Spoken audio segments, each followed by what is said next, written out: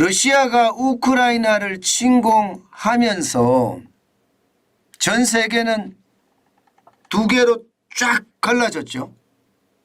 예, 이 독재 국가들과 민주 국가들의 어떤 분위기가 완전히 냉전 시대를 방불할 정도로 갈라졌습니다.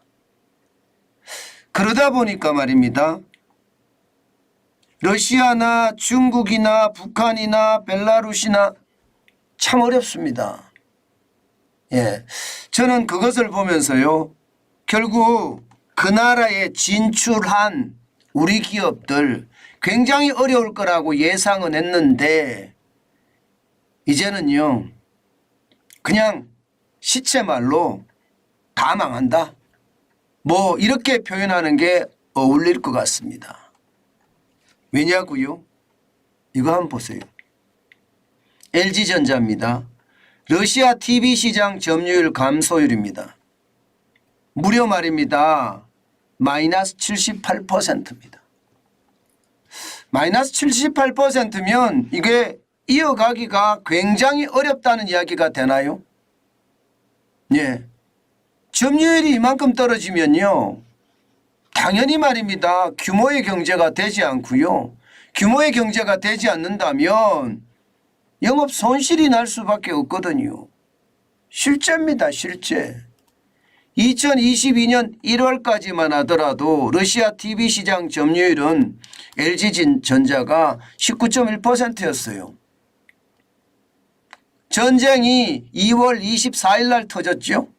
터지고 나서 점유율이 떨어지기 시작하더니요. 딱 1년 만에 4.2%까지 78%가 떨어졌습니다. 78%가 떨어졌다는 것은 뭐 러시아 시장에서 이제 철수해야 된다 뭐 이런 생각밖에 안 들겠죠. 아마 그럴 겁니다. 그러니까 러시아 시장에 투자한 국내 대기업들도 이제 LG전자 같은 고민을 다 할 수밖에 없습니다. 실제로 말입니다, 여러분. 예, 삼성전자도 칼루가 공장에서 TV나 모니터를 생산하고 있는데 가동 중단했습니다. 현재는. 현대자동차 상트페테르부르크에 공장을 가지고 있는데 지금 현재는 가동 중단을 했습니다. LG전자 당연히 루자 공장 가전이나 TV를 생산하고 있지만 가동 중단을 했습니다. 지금 그나마 점유율을 유지하는 것, 예, 4.2%라고 유지하는 것은요. 우회 수출이에요. 우회 수출. 카자흐스탄이나 키르기스탄에 수출해서 러시아로 수출하는 것. 우회 수출이 그나마 명맥을 유지하고 있다 이렇게 생각해야 됩니다. 그만큼 말입니다. 예, 지금 러시아 시장에서는요. 한국의 대표 기업들이 다 철수할 판이에요. 문제는 여러분 공장을 팔 수도 없습니다. 공장을. 당장 말입니다. 현대차만 하더라도 자산이 1조예요. LG전자는 8천억 정도 되고요. 삼성전자는 1조 2천억 정도 됩니다. 이거 팔아서 국내로 돈을 들여와야 될 텐데 공장을 매각한다는 이야기만 들리면요. 러시아 정부는요. 그냥 압류해버립니다. 압류해버려요. 하이네켄이라는 맥주 공장 아시죠 여러분? 하이네켄이라는 맥주 공장은요. 쉽게 말하면 1유로에 회사를 매각하고 떠났습니다. 1유로에. 그만큼 말입니다. 러시아 정부가 매각한다고 하면 그냥 뺏어간다는 뜻입니다. 그러니까 매각한다고 이야기도 못해요. 예, 러시아 정부는 공장 돌려라 이거예요. 공장 돌려라. 현대차 공장 돌리고 LG전자 공장 돌리고 삼성전자 공장 돌려라 이거예요. 예. 그런데 돌릴 수가 있습니까? 아니 서방의 모든 기업들이 러시아에서 철수를 거의 해가고 있고요. 또 러시아 사업을 엄청나게 매각을 하고 있는 상태인데 우리만 돌린다? 이것은 말도 안 되는 소리라고 이야기하죠. 러시아 시장을 잡고자 서방 시장 다 버려야 된다는 그런 결론이 생기니까요. 완전히 우리 기업들 러시아 딜레마에 완전히 빠졌습니다. 이러는 사이 말입니다. 중국은 분위기가 완전히 다릅니다. 우리가 빠진 시장, 지금 굉장히 빠른 속도로 치고 올라옵니다. 대표적인 게 현대차인데요. 자동차 시장도 말입니다. 2019년에 43만 8천 대를 팔았습니다. 2021년까지만 하더라도 43만 대를 팔았어요. 그러면 2022년에도 뭐 40만 대 이상 충분히 팔 거라고 예상을 했지만 전쟁이 뻥 터지니까 18.2%밖에 안 되거든요. 올해는요 예상치가 13만 5천 대입니다. 이 13만 5천 대도 겨우겨우 명목만 유지해 나간다 이렇게 예상합니다. 예상치기 때문에 4년 사이에 62.9%가 줄어들었습니다. 62.9%. 그 차이가 나는 시장에 중국의 전기차가 공습을 하고 있거든요.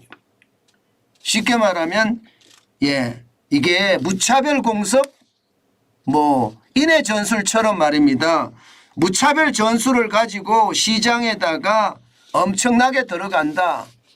그러면서 중국이 시장을 완전히 독식하고 있다. 이렇게 이야기할 정도입니다. 진짜 엄청나죠. 가전이요. 자동차 시장만 이런 게 아닙니다. 자동차 시장만 중국에게 시장을 뺏기는 것이 아니라 냉장고, 세탁기, 가전 시장은요. 삼성이나 LG전자가 2019년까지만 하더라도 40% 점유율을 가지고 있었습니다. 올해는 10%대로 떨어지고요. 반면에 하이얼이나 하이센스, 이게 하이스라고 되어 있는데 하이센스입니다. 하이센스가 25%에서 90%까지 치고 올라가고 있어요. 서방의 기업들 다 빠지고 중국 기업만 지금 신났다 이렇게 이야기할 정도로 다 빠지고 있습니다. 아마도 앞으로도 말입니다. 이게 계속해서 이런 일이 벌어질 거예요. 어느 누구도 말입니다. 공장을 매각하고 싶어 해요. 그러나 공장을 매각할 수도 없는 딜레마, 결국은요 최악의 수순으로 가지 않겠느냐. 저는 그렇게 생각합니다. 물론 러시아와 우크라이나의 전쟁이 끝나고 시장이 다시 재편된다고 하면 우리가 러시아 시장에 다시 진입을 해서 공장의 명맥을 유지하고 있으면 가능하거든요. 시장에 진입을 해서 더 큰 기록도 세울 수 있겠죠. 그러나 지금은요 굉장히 어려운 난국, 그리고 중국이 그 시장을 독식하고 있다는 것, 그것을 생각하면 참 우리도 답답하다 이런 생각이 절로 듭니다. 분명한 것은요 서방의 제재를 무시할 수는 없습니다. 그러나 우리는 무역을 해서 먹고 사는 나라거든요.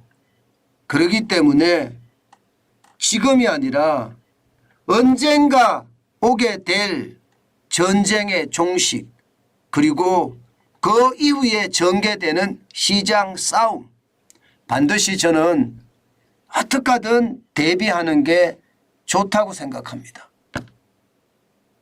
과거의 냉전 시대하고요 지금의 신냉전 시대는요 좀 차원이 다를 거예요. 과거의 냉전 시대는 완전 단절이었다면요 지금의 신냉전 시대는요 최소한 군사력은 군사 부분, 외교 부분, 특히 군사 부분은 단절이 될지 모르겠으나 경제 부분은 단절이 안 될 겁니다. 그렇기 때문에 이게 전쟁이 끝난 이후가 어떻게 될지를 반드시 생각하고 그에 대한 대비책을 마련하는 것이 저는 굉장히 좋은 방책이다. 저는 그렇게 생각합니다. 어차피 팔라고 하면 뺏깁니다. 공장이 뺏겨요. 예, 그럴 바에야 끝까지 유지해 가는 것도 뭐 또 하나의 방법 아니겠습니까? 예.